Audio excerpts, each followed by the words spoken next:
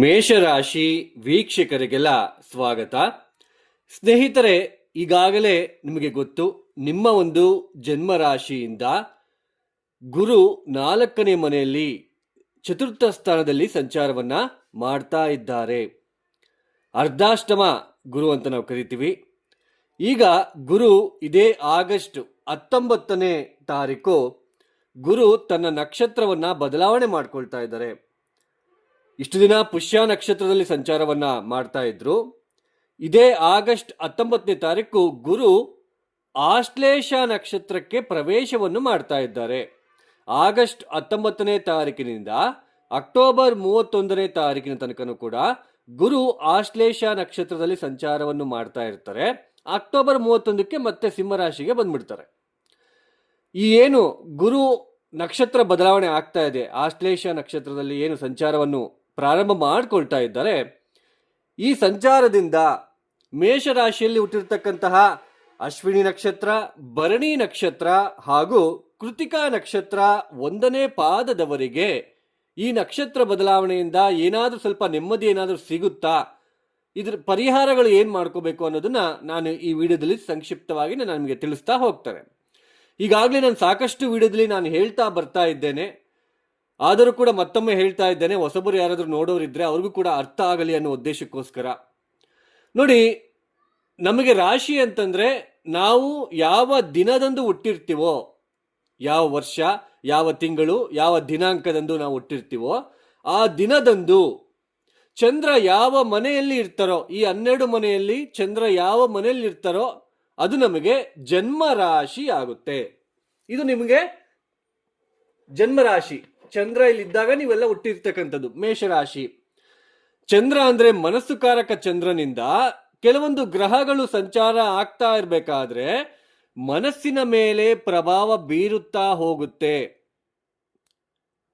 ಮನಸ್ಸಿನಲ್ಲಿ ಏನೋ ಒಂದು ತೊಂದರೆಗಳಾಗ್ತಾ ಇರುತ್ತೆ ಅಷ್ಟೇ ವಿನಃ ನಿಮಗೆ ದೈಹಿಕವಾಗಿ ಅಥವಾ ಘಟನೆಗಳು, ಯಾವುದೇ ತರಹದ ಘಟನೆಗಳು ನಡೆಯುತ್ತೆ ಅಂತಂದು ಹೇಗೆ ಗೊತ್ತಾಗುತ್ತೆ ಅಂದ್ರೆ ನಮಗೆ ಜನ್ಮ ಜಾತಕ ತುಂಬಾ ಮುಖ್ಯ. ಅಂದ್ರೆ ಗೋಚಾರದಲ್ಲಿ ರಾಶಿ ಫಲಿತಾಂಶ, ರಾಶಿ ಅಂದ್ರೆ ಗುಂಪು, ಚಂದ್ರ ಯಾವ ಮನೆಯಲ್ಲಿ ಸ್ಥಿತರಾಗಿದ್ರೋ, ಚಂದ್ರ ಮನಸ್ಸುಕಾರಕ ಚಂದ್ರನಿಂದ ಗೋಚಾರದಲ್ಲಿ ಗ್ರಹಗಳ ಸಂಚಾರ ಬದಲಾವಣೆ ಆದಂತೆಲ್ಲ ಮನಸ್ಸಿನ ಮೇಲೆ ಪ್ರಭಾವ ಬೀರುತ್ತಾ ಹೋಗುತ್ತೆ. ಮನಸ್ಸಿನಲ್ಲಿ ದುಃಖ, ಏನೋ ಒಂದು ಆಲೋಚನೆ, ಯಾವುದೋ ಒಂದು ಆಸೆ ಆಕಾಂಕ್ಷೆಗಳು ಇರುತ್ತೆ, ಮನಸ್ಸಿನಲ್ಲಿ ಬರ್ತಾ ಇರುತ್ತೆ. ಆ ಗ್ರಹಗಳ ಬದಲಾವಣೆಗೆ ತಕ್ಕಂತೆ ಮನಸ್ಸಿನಲ್ಲಿ ಆಗುವ ಬದಲಾವಣೆಗಳು ಮಾತ್ರ. ನಮಗೆ ಘಟನೆಗಳು ನಡೆಯುತ್ತಾ ಅಥವಾ ಇಲ್ವಾ, ಈಗ ನೀವು ಮನಸ್ಸಿನಲ್ಲಿ ಅನ್ಕೊಳ್ತೀರಾ. ಈಗ ಮೇಷರಾಶಿಯಲ್ಲಿ ಇಟ್ಟಿರ್ತಕ್ಕಂಥವ್ರಿಗೆ ಅರ್ಧಾಷ್ಟಮ ಗುರು ನಡೀತಾ ಇದೆ. ಸಾಕಷ್ಟು ಜನರ ಮನಸ್ಸಿನಲ್ಲಿ ಇವಾಗ ನಿಮಗೆ ಏನಾಗ್ತಾ ಇದೆ ಅಂತಂದ್ರೆ, ನಾನು ಮನೆ ಚೇಂಜ್ ಮಾಡಬೇಕು, ಅಥವಾ ಮನೆ ಕಟ್ಟಬೇಕು, ಸೈಟ್ ತಗೋಬೇಕು, ಅಥವಾ ಯಾವುದೋ ಒಂದು ಪ್ರಾಪರ್ಟಿ ಮಾಡ್ಕೋಬೇಕು, ಅಥವಾ ವಾಹನ ತಗೋಬೇಕು ಅಂತ ಮನಸ್ಸಿನಲ್ಲಿ ನಿಮಗೆ ಬರ್ತಾ ಇದೆ. ಮನಸ್ಸಿನಲ್ಲಿ ತುಂಬಾ ಆಸೆ ಆಕಾಂಕ್ಷೆಗಳು ನಿಮಗೆ ಕ್ರಿಯೇಟ್ ಆಗ್ತಾ ಇದೆ, ಉತ್ಪತ್ತಿ ಆಗ್ತಾ ಇದೆ. ಎಲ್ಲರ ತರ ನಾನು ಒಂದು ಮನೆ ತಗೋಬೇಕು, ಚಿಕ್ಕದಾಗಿ ಮನೆ ಕಟ್ಕೋಬೇಕು, ಅದು ನೆರವೇರುತ್ತಾ ಇಲ್ವಾ, ಈ ತರಹದ ಮನಸ್ಸಿನಲ್ಲಿ ಬರ್ತಾ ಇರುತ್ತೆ. ಆದ್ರೆ ಅದು ನಡೆಯುತ್ತಾ ಇಲ್ವಾ ಅಂತ ಹೇಗೆ ಗೊತ್ತಾಗುತ್ತೆ? ನಮ್ಮ ಜನ್ಮ ಜಾತಕದಲ್ಲಿ ಮಾತ್ರ. ಇದನ್ನ ಅರ್ಥ ಮಾಡ್ಕೊಳ್ಳಿ. ಗೋಚಾರದಲ್ಲಿ ರಾಶಿ ಫಲಿತಾಂಶ, ರಾಶಿ ಅಂತಂದ್ರೆ ಸಮೂಹ, ಲಕ್ಷಾನುಗಟ್ಲೆ ಹುಟ್ಟಿರ್ತಾರೆ. ಮೇಷರಾಶಿಯಲ್ಲಿ ಲಕ್ಷಾನುಗಟ್ಲೆ, ಕೋಟಿಗಟ್ಲೆ ಹುಟ್ಟಿರ್ತಾರೆ. ಎಲ್ಲರಿಗೂ ಕೂಡ ಒಂದೇ ತರಹದ ಸ್ಥಿತಿಗತಿಗಳು ಇರುವುದಿಲ್ಲ ಅನ್ನೋದನ್ನ ನಾನು ನಿಮಗೆ ಮನವರಿಕೆ ಮಾಡಿಕೊಡ್ತಾ ಇದ್ದೇನೆ. ಇದನ್ನ ನೀವು ಅರ್ಥ ಮಾಡಿಕೊಂಡು ಮುಂದಕ್ಕೆ ಹೋಗೋದನ್ನ ಕಲಿರಿ ಅಂತ ಹೇಳೋದಕ್ಕೆ ಇಷ್ಟಪಡ್ತೇನೆ. ಯಾಕೆಂದ್ರೆ ರಾಶಿ ಫಲಿತಾಂಶ ಕೇವಲ ಮನಸ್ಸಿನ ಮೇಲೆ ಆಗ್ತಕ್ಕಂತಹ ಪರಿಣಾಮಗಳು ಮಾತ್ರ. ಅರ್ಥ ಮಾಡ್ಕೊಳ್ಳಿ. ನೋಡಿ, ಈಗ ಚಂದ್ರನಿಂದ ಅರ್ಧಾಷ್ಟಮ ಗುರು ಸಂಚಾರ ನಿಮಗೆ ಪ್ರಾರಂಭ ಆಗಿದೆ. ಮೊನ್ನೆ ಜೂನ್ 14ನೇ ತಾರೀಕಿನಿಂದನೂ ಕೂಡ ನಿಮಗೆ ಗುರು ಇಲ್ಲಿಗೆ ಬಂದರು. ಚಂದ್ರಾತ್ ಮನಸ್ಸುಕಾರಕ ಚಂದ್ರನಿಂದ 4ನೇ ಮನೆಗೆ ಗುರು ಬಂದಾಗ ಮನಸ್ಸಿನಲ್ಲಿ ಅಶಾಂತಿ, ಮನೆಯಲ್ಲಿ ನೆಮ್ಮದಿಯ ವಾತಾವರಣ ಕಡಿಮೆ ಆಗ್ತಕ್ಕಂಥದ್ದು. ನೀವೇನು ಆಸೆ ಪಡ್ತಿದ್ದೀರಾ, ಪ್ರಮೋಷನ್ಸು ಅಥವಾ ಟ್ರಾನ್ಸ್ಫರು, ಇದೆಲ್ಲನೂ ಕೂಡ ಆಸೆ ಆಕಾಂಕ್ಷೆಗಳಿಗೆ ಧಕ್ಕೆ ಬಂದಿರತಕ್ಕಂಥದ್ದು. ಮನಸ್ಸಿನಲ್ಲಿ ಅಶಾಂತಿಯ ವಾತಾವರಣ, ತಾಯಿ ಜೊತೆ ಕಲಹಗಳು, ವಿದ್ಯಾರ್ಥಿಗಳು ಓದಿನಲ್ಲಿ ಹಿಂದೆ ಬೀಳ್ತಕ್ಕಂಥದ್ದು, ಮನೆಯಲ್ಲಿ ಹಿರಿಯರ ಜೊತೆ ವಾಗ್ವಾದ ವಿವಾದಗಳನ್ನು ನೋಡ್ತಾ ಇರ್ತೀರಾ ನೀವು ಇವಾಗ. ಉದ್ಯೋಗದಲ್ಲೂ ಕೂಡ ಸ್ವಲ್ಪ ತೊಂದರೆ ಆಗ್ತಾ ಇದೆ ಅಂತ ನಿಮ್ಮ ಮನಸ್ಸಿಗೆ ತುಂಬಾನೇ ಬೇಸರದ ಸಂಗತಿಗಳು ನಿಮಗೆ ಆಗ್ತಾ ಇರುತ್ತೆ. ಬೇಸರ, ಏನೋ ಒಂದು ಉದ್ಯೋಗಕ್ಕೆ ಏನಾದರೂ ತೊಂದರೆ ಆಗ್ತಾ ಇದೆ ಅನ್ನೋ ಥರ ನಿಮ್ಮ ಮನಸ್ಸಿನಲ್ಲಿ ಬರ್ತಾ ಇರುತ್ತೆ, ಮನಸ್ಸಿನಲ್ಲಿ ಕ್ರಿಯೇಟ್ ಆಗುತ್ತೆ. ಇವಾಗ ನಿಮಗೆ ಅಂದರೆ ಯಾರೋ ನಿಮಗೆ ಮನೆಯಲ್ಲಿ ಇವಾಗ ದೊಡ್ಡವರ ಹತ್ರ ನಿಮಗೆ ಮನಸ್ಸಿನಲ್ಲಿ ಜಗಳ ಆಗುತ್ತೆ, ಮನಸ್ಸಿನಲ್ಲಿ ತೊಂದರೆ ಆಗುತ್ತೆ, ಮನಸ್ಸಿಗೆ ಹಿಂಸೆ ಆಗುತ್ತೆ, ಮನಸ್ಸಿನಲ್ಲಿ ಅಶಾಂತಿ ವಾತಾವರಣ ಉಂಟಾಗುತ್ತೆ. ಸೊ ಮನಸ್ಸಿನಲ್ಲಿ ಆಗ್ತಕ್ಕಂತಹ ಬದಲಾವಣೆಗಳು ಮಾತ್ರ. ನೀವು ಮನೆ ಕಟ್ತೀರಾ ಅಥವಾ ಇಲ್ವಾ? ಈ ಸಮಯದಲ್ಲಿ ಸಾಕಷ್ಟು ಜನ ಮನೆ ತಗೊಳ್ತಾ ಇದ್ದಾರೆ, ನಾನು ನೋಡ್ತಾ ಇದ್ದೇನೆ. ಬಟ್ ನಿಮ್ಮ ಜಾತಕದಲ್ಲಿ ಅದು ಯೋಗ ಇದ್ರೆ ಅದು ನೀವು ಮನಸ್ಸಿನಲ್ಲಿ ಇವಾಗ ಬರ್ತಾ ಇರುತ್ತೆ, ಫ್ಲೋ ಆಗ್ತಾ ಇರುತ್ತೆ ಮನಸ್ಸಿನಲ್ಲಿ. ನಾನು ಮನೆ ತಗೋಬೇಕು, ಸೈಟ್ ತಗೋಬೇಕು, ಅಥವಾ ಏನೋ ಒಂದು ವಾಹನ ತಗೋಬೇಕು ಅಂತ. ಬಟ್ ಇವಾಗ ನಿಮಗೆ ಆಗ್ತಾ ಇದೆ ಅಂತಂದ್ರೆ ಅದು ನಿಮಗೆ ಜನ್ಮ ಜಾತಕದಲ್ಲಿ ಇದೆ ಅಂತ ಅರ್ಥ ಮಾಡ್ಕೋಬೇಕಾಗುತ್ತೆ. ಸೊ ನಾವು ಕೇವಲ ಮನಸ್ಸಿನ ಮೇಲೆ ಉಂಟಾಗ್ತಕ್ಕಂತಹ ಪ್ರಭಾವ ಅಷ್ಟೆ. ನೋಡಿ, ಈಗ ಚಂದ್ರ ನಿಮ್ಮ ಜನ್ಮರಾಶಿಯಿಂದ ಗುರು ಆಶ್ಲೇಷ ನಕ್ಷತ್ರಕ್ಕೆ ಪ್ರವೇಶವನ್ನು ಮಾಡ್ತಾ ಇದ್ದಾರೆ. ಈ ಅಶ್ವಿನಿ ನಕ್ಷತ್ರ 1, 2, 3, 4ನೇ ಪಾದದಲ್ಲಿ ಹುಟ್ಟಿರ್ತಕ್ಕಂಥವ್ರಿಗೆ ಈ ಗುರುವಿನ ನಕ್ಷತ್ರ ಬದಲಾವಣೆಯಿಂದ, ಗುರು ಆಶ್ಲೇಷ ನಕ್ಷತ್ರದ ಸಂಚಾರದ ಬದಲಾವಣೆಯಿಂದ ಈ ಅಶ್ವಿನಿ ನಕ್ಷತ್ರದಲ್ಲಿ ಹುಟ್ಟಿರ್ತಕ್ಕಂಥವ್ರಿಗೆ ಆಶ್ಲೇಷ ನಕ್ಷತ್ರ ಪರಮ ಮಿತ್ರ ತಾರ ಆಗುತ್ತೆ. ಅಂದ್ರೆ ಗುರು ಸಂಚಾರದಿಂದ ಮೇಜರ್ ಆಗಿ ನಿಮಗೆ ತೊಂದರೆ ಆಗುವುದಿಲ್ಲ. ಈ ಸಮಯದಲ್ಲಿ ಅಶ್ವಿನಿ ನಕ್ಷತ್ರದಲ್ಲಿ ಹುಟ್ಟಿರ್ತಕ್ಕಂಥವ್ರಿಗೆ ನಿಮ್ಮ ಒಂದು ಜನ್ಮಜಾತಕ ರೀತಿಯನ್ನು ಕೂಡ ಫೇವರೇಬಲ್ ಆಗಿ ಸ್ವಲ್ಪ ಉತ್ತಮವಾಗಿರ್ತಕ್ಕಂತಹ ದಶಾಭುಕ್ತಿ ಏನಾದರೂ ನಡೀತಾ ಇದ್ರೆ ಈ ಗುರು ನಕ್ಷತ್ರ ಬದಲಾವಣೆಯಿಂದ ಸೈಟು, ವಾಹನ ಅಥವಾ ಮನೆ ಖರೀದಿಯ ಸಾಧ್ಯತೆ ಹೆಚ್ಚಾಗಿ ಇರುತ್ತೆ. ನಿಮ್ಮ ದಶಾಭುಕ್ತಿ ಚೆನ್ನಾಗಿರ್ಬೇಕು. ನೆನಪು ಇಟ್ಕೊಳ್ಳಿ, ಗುರುವಿಂದ ತೊಂದರೆ ಇಲ್ಲ ನಿಮಗೆ. ಇವಾಗ ಗುರು ಸಂಚಾರ ನಿಮಗೆ ಅಂತಹ ಒಂದು ಮೇಜರ್ ಆಗಿ ತೊಂದರೆ ಅಂತೂ ಆಗೋದಿಲ್ಲ. ಮನೆ ತಗೋಬೇಕು, ಸೈಟ್ ತಗೋಬೇಕು ಅಂತ ಯೋಚನೆ ಮಾಡ್ತಾ ಇರ್ತೀರ.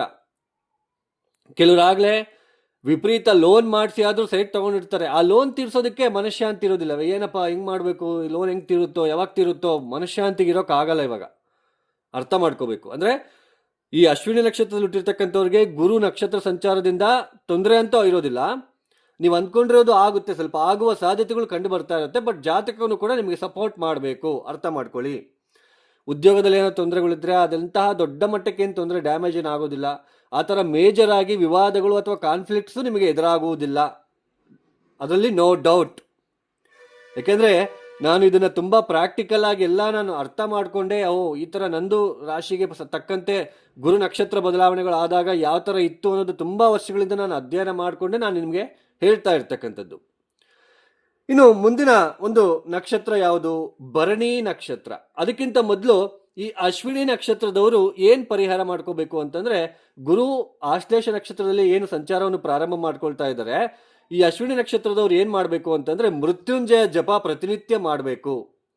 ಮತ್ತಷ್ಟು ಸುಧಾರಣೆ ಆಗುತ್ತೆ, ಮತ್ತಷ್ಟು ಮನಸ್ಸಿನಲ್ಲಿ ಕಂಟ್ರೋಲ್ ಬರುತ್ತೆ, ನಿಮಗೆ ಮನಸ್ಸಿನಲ್ಲಿ ಹಿಡಿತ ಬರುತ್ತೆ. ಮೃತ್ಯುಂಜಯ ಜಪ ಮಾಡಿಸ್ಬೇಕು, ಚೆನ್ನಾಗಿ ನೆನಪು ಇಟ್ಕೊಂಬಿಡಿ.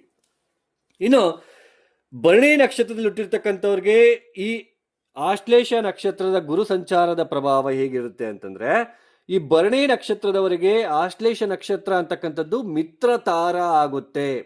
ಅಂದ್ರೆ ಇವ್ರಿಗೂ ಕೂಡ, ಈ ಭರಣಿ ನಕ್ಷತ್ರದಲ್ಲಿ ಹುಟ್ಟಿರ್ತಕ್ಕಂಥವ್ರಿಗೂ ಕೂಡ ಮೇಜರ್ ಆಗಿ ದೊಡ್ಡ ಮಟ್ಟಕ್ಕೆ ತೊಂದರೆಗಳಾಗುವುದಿಲ್ಲ. ಆದರೆ ನಾನು ಆಗ್ಲೇ ಹೇಳ್ದಂಗೆ ಅಷ್ಟಕವರ್ಗ ಬಿಂದುಗಳು ನೋಡ್ಕೋಬೇಕು. ಹಾಗೇನೆ ದಶಾಭುಕ್ತಿ ಫೇವರಬಲ್ ಆಗಿದ್ರೆ ನೀವು ಕೂಡ ಸ್ವಲ್ಪ ಮನೆ ತಗೊಳ್ತಕ್ಕಂಥದ್ದಾಗಿರ್ಬೋದು, ಅಥವಾ ಏನಾದರೂ ಸೈಟ್ ತಗೋಬೇಕು ಅಂತ ಅನ್ಕೊಂಡಿರ್ತಕ್ಕಂಥವ್ರಾಗಿರ್ಬೋದು, ಅಥವಾ ವಾಹನ ಖರೀದಿಗಳು ತಗೋಬೇಕು ಅಂತ ಅನ್ಕೊಂಡಿರ್ತಕ್ಕಂಥವ್ರಿಗಾಗಿರ್ಬೋದು. ಸೊ ಇದೆಲ್ಲನೂ ಕೂಡ ಸ್ವಲ್ಪ ಪಾಸಿಟಿವ್ ಇಂಪ್ಯಾಕ್ಟ್ನ ನಿಮಗೆ ತಂದು ಕೊಡುತ್ತೆ ಅಂತಲೇ ಹೇಳ್ಬೋದು. ಅಂದರೆ ಮನೆ ಕಟ್ಟಬೇಕು, ಸೈಟ್ ತಗೋಬೇಕು, ವಾಹನ ಖರೀದಿ ಮಾಡಬೇಕು, ಇದೆಲ್ಲ ಏನಿರುತ್ತೆ ನಿಮಗೆ ಗುರು ಸಪೋರ್ಟ್ ಕೊಡ್ತಾ ಇದ್ದಾರೆ. ನಿಮ್ಮ ಮನಸ್ಸಿನಲ್ಲಿ ಆಸೆಗಳು ಬರ್ತಾ ಇದೆ, ಗುರು ಸಪೋರ್ಟ್ ಕೊಡ್ತಾ ಇದ್ದಾರೆ. ಬಟ್ ನಿಮ್ಮ ಜಾತಕ ತುಂಬ ಮುಖ್ಯ. ಕೇವಲ ಮನಸ್ಸಿನಲ್ಲಿ ಉಂಟಾಗುವ ಆಸೆಗಳಿಗೆ ಈ ಗೋಚಾರದ ಫಲಿತಾಂಶಗಳು ನಿಮಗೆ ವರ್ತಿಸುವುದಿಲ್ಲ. ಅಂದರೆ ಮನಸ್ಸಿನಲ್ಲಿ ಬರುತ್ತೆ, ಬಟ್ ನಿಮ್ಮ ಜಾತಕದಲ್ಲಿ ಸಪೋರ್ಟ್ ಮಾಡ್ತಾ ಇದ್ರೆ ಡೆಫಿನೆಟ್ಲಿ ನೀವು ಮನೆ ತಗೊಳ್ತೀರಾ ಅಥವಾ ಏನಾದೊಂದು ಒಳ್ಳೇದಾಗ್ತಾ ಹೋಗುತ್ತೆ. ಇದನ್ನು ಅರ್ಥ ಮಾಡ್ಕೋಬೇಕು. ಈ ಭರಣಿ ನಕ್ಷತ್ರದಲ್ಲಿ ಹುಟ್ಟಿರ್ತಕ್ಕಂಥವ್ರು ಈ ಗುರು ಸಂಚಾರ ಏನು ಆಶ್ಲೇಷ ನಕ್ಷತ್ರದಲ್ಲಿ ಗುರು ಸಂಚಾರ ಆಗ್ತಾ ಇದೆ ನೋಡಿ, ಇವಾಗ ನೀವೇನು ಮಾಡ್ಕೋಬೇಕು ಪರಿಹಾರ ಅಂತಂದರೆ ಮಹಾಲಕ್ಷ್ಮಿ ಆರಾಧನೆ ಮಾಡಬೇಕು. ಎಷ್ಟು ಮಹಾಲಕ್ಷ್ಮಿ ಪೂಜೆ ಮಾಡ್ತಿರೋ ಅಷ್ಟು ನಿಮಗೆ ಒಳ್ಳೆಯದು. ಆಮೇಲೆ ಈ ಕೃತಿಕಾ ನಕ್ಷತ್ರ 1ನೇ ಪಾದದಲ್ಲಿ ಹುಟ್ಟಿರ್ತಕ್ಕಂಥವ್ರಿಗೆ ಈ ಗುರು ಸಂಚಾರ ಏನಿದೆ, ಆಶ್ಲೇಷ ನಕ್ಷತ್ರದ ಸಂಚಾರದಿಂದ ಸ್ವಲ್ಪ ತೊಂದರೆ ತಾಪತ್ರಯಗಳು ಕಾಣ್ತಾ ಇದೆ. ಯಾಕೆಂದ್ರೆ ಆಶ್ಲೇಷ ನಕ್ಷತ್ರ ಇವ್ರಿಗೆ, ಕೃತಿಕಾ ನಕ್ಷತ್ರ 1ನೇ ಪಾದದವರಿಗೆ ಆಶ್ಲೇಷ ನಕ್ಷತ್ರ ನೈದನ ತಾರ ಆಗುತ್ತೆ. ಅಂದ್ರೆ ಗುರು ಸಂಚಾರ ಅಷ್ಟೊಂದು ಫೇವರಬಲ್ ಆಗಿರೋದಿಲ್ಲ. ಮಾನಸಿಕ ಅಶಾಂತಿ ಇರುತ್ತೆ, ಮನಃಶಾಂತಿ ಇರೋದಿಲ್ಲ, ಮನೆಯಲ್ಲಿ ಕಿರಿಕಿರಿ, ಮನೆಯಲ್ಲಿ ತುಂಬಾ ಕಿರಿಕಿರಿ ಆಗ್ತಾ ಇರುತ್ತೆ, ಹಿರಿಯರ ಜೊತೆ ವಾಗ್ವಾದ, ವಿದ್ಯಾರ್ಥಿಗಳು ತುಂಬಾ ಓದಿನಲ್ಲಿ ಹಿಂದೆ ಬೀಳ್ತಕ್ಕಂಥದ್ದು, ಉದ್ಯೋಗದಲ್ಲೂ ಕೂಡ ಸಾಕಷ್ಟು ತೊಂದರೆಗಳು, ಏರಿಳಿತಗಳು ನಿಮಗೆ ಕಾಣಿಸ್ತಾ ಇರುತ್ತೆ ಈ ಒಂದು ಸಮಯದಲ್ಲಿ. ಸೊ ಈ ಕೃತಿಕಾ ನಕ್ಷತ್ರ 1ನೇ ಪಾದದಲ್ಲಿ ಹುಟ್ಟಿರ್ತಕ್ಕಂಥವ್ರು ಈ ಒಂದು ಗುರುವಿನ ಆಶ್ಲೇಷ ನಕ್ಷತ್ರದ ಸಂಚಾರ ನಡೀತಾ ಇರಬೇಕಾದ್ರೆ ನೀವು ಪ್ರತಿನಿತ್ಯ ಸೂರ್ಯ ನಮಸ್ಕಾರ, ಆದಿತ್ಯ ಹೃದಯ, ಸೂರ್ಯ ಅಷ್ಟಕವನ್ನು ಪಾರಾಯಣ ಮಾಡ್ತಕ್ಕಂಥದ್ದು ತುಂಬಾ ಉತ್ತಮ. ನೋಡಿ, ಇದು ಈ ಒಂದು ಗುರು ನಕ್ಷತ್ರದ ಸಂಚಾರದ ಫಲ. ಮೇಜರ್ ಆಗಿ ಚಂದ್ರ, ನಮ್ಮ ಮನಸ್ಸುಕಾರಕ ಚಂದ್ರನಿಂದ ಅರ್ಧಾಷ್ಟಮ ಗುರು 4ನೇ ಮನೆಯಲ್ಲಿ ಗುರು ಬಂದಿರೋದ್ರಿಂದ ಸ್ವಲ್ಪ ಅಶಾಂತಿ ಇದೆಲ್ಲ ಇರುತ್ತೆ ಅಂತ ನಾನು ಆಗ್ಲೇ ಮೊದಲೇ ಹೇಳಿದೆ. ಬಟ್ ನಕ್ಷತ್ರ ಸಂಚಾರದಿಂದ ಸ್ವಲ್ಪ ಏನಾದರೂ ಬದಲಾವಣೆ ಆಗುತ್ತೆ ಅಂತ ನಿಮ್ಗೆ ಸ್ವಲ್ಪ ವಿವರಣೆ ನಾನು ನಿಮಗೆ ಕೊಟ್ಟಿದ್ದೇನೆ. ಯಾರೆಲ್ಲ ಈ ವಿಡಿಯೋನ ನೋಡ್ತಾ ಇದ್ರೆ ನಿಮ್ಗೆ ಇಷ್ಟ ಆಗಿದ್ರೆ ಮಾತ್ರ ಲೈಕ್ ಮಾಡಿ, ಶೇರ್ ಮಾಡಿ, ಸಬ್ಸ್ಕ್ರೈಬ್ ಮಾಡ್ಕೊಳ್ಳಿ. ಅದರ್ವೈಸ್ ಜಸ್ಟ್ ಇಗ್ನೋರ್ ಮಾಡಿ. ಸರ್ವೇ ಜನೋ ಸುಖಿನೋ ಭವಂತು. ಧನ್ಯವಾದಗಳು. ಜೈ ಶ್ರೀರಾಮ್.